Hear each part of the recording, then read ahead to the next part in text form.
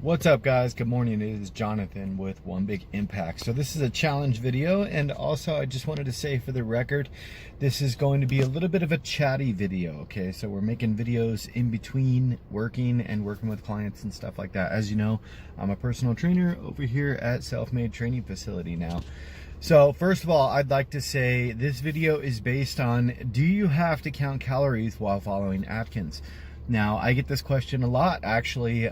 Some of my older videos, some of my newer videos, some messages. A lot of people will say, hey, well, you said I don't have to count calories in the past. So I learned a lot, and the reason that it is different as far as my answer is concerned, I used to tell people all the time that you don't necessarily have to count calories. Okay, so let me get a little bit more clear and a little bit more specific on what that means. So a good general rule of thumb for women as far as calorie counts is going to be 15 to 1800 calories per day. Now for men, it's going to be a little bit higher at 1800 to 2200 per day. Now, that being said, the only thing that usually is probably going to be different is, when I write a meal plan anyway, is going to be things like protein. Maybe a little more fat, maybe a little more protein, but for the most part, I just raise the protein and we're good to go. Now, you have those two parameters, first of all. Now, if you are, let's say, 300-pound woman, and you're currently eating like 4,000 or 5,000 calories a day, dropping yourself down to like 3,500 or 3,000 will start to lose weight. Now, to answer the question as far as do I need to count calories while I'm on Atkins or not? Yes, but no. Okay? So I know that's kind of confusing, but what I mean by saying that is you need to be in a good caloric range, although that could be a deficit. Like I said before, if you're 300 pounds, you're eating 5,000 calories, bringing yourself down to 3,500 is technically a deficit, although it's even higher than what is recommended for 15 to 1,800 for women. Now, the reason I say that is don't bottom out your calories. If you're way higher than that right now, consider yourself lucky, okay? So because you don't have to go super low yet. Calories are kind of like a last resort.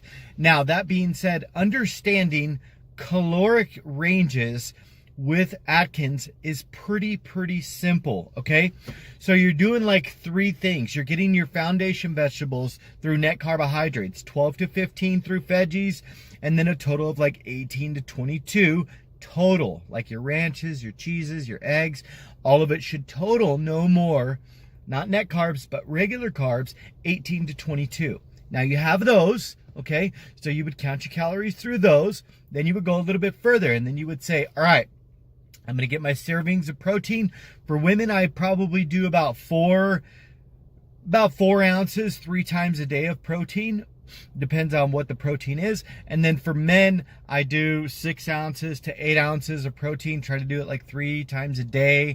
You're going to get some protein from avocados, from eggs, different sources. So don't panic too much on that. And then the remainder of your calories are going to come from fat. Your fat is probably going to be, I would say, some kind of serving, whether it's 2 tablespoons or if it's like a half an avocado, at every single meal throughout the day.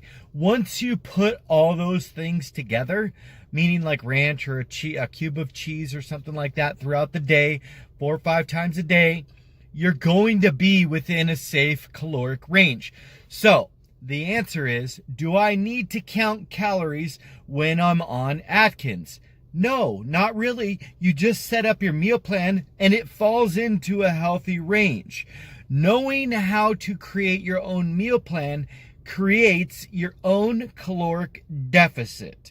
Okay, so the only time you would need to count calories is if you didn't know what the hell you were doing. If you don't know what the hell you're doing, then start learning about what the hell you're doing, because I just broke it down. If you do those 3 things with those 3 macronutrients, meaning your vegetables, your fats, and your proteins, you're going to naturally fall into a good healthy caloric range. And if you're not, maybe it's a little bit high because you're super small or you're getting closer to your goal, then just chip away at it. Chip away at a little protein, chip away at a little fat, chip away at different things. But make sure you keep your foundation vegetables and your vegetables or your carbohydrates at the same range, because generally speaking, you don't want to go too much lower than that for an extended period of time. And also remember, the most important thing is to get to a maintenance level. You don't want to stay in induction forever. You eventually want to know, what's my carbohydrate balance? Where can I go from here? Because it's really important that you understand, I want you to be able to sustain this for life, okay?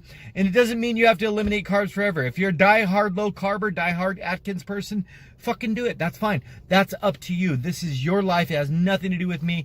But if I had a suggestion, I would want you to be as much close to as maintenance to be able to incorporate those things safely and sustain them over time. Of course, I got a phone call. I'm sorry. So that should really clear up a lot of things. Get your amounts right and you'll be good to go. You guys, be stronger than your excuses. Remember to spread love, not hate. Don't forget to share this video because it's a challenge video. We literally have 17 days left for the challenge. That's a little over 2 weeks. What the hell can you do in 2 weeks? Like I said, be stronger than your excuses. Remember to spread love, not hate. If you are new here, please check us out on Facebook. Our group is called Healthy Living for a Healthy Life. And also on Instagram, it's One Big Impact. Thank you so much for watching. Have a freaking awesome day. Drink your damn water and stay the fuck on track. Peace.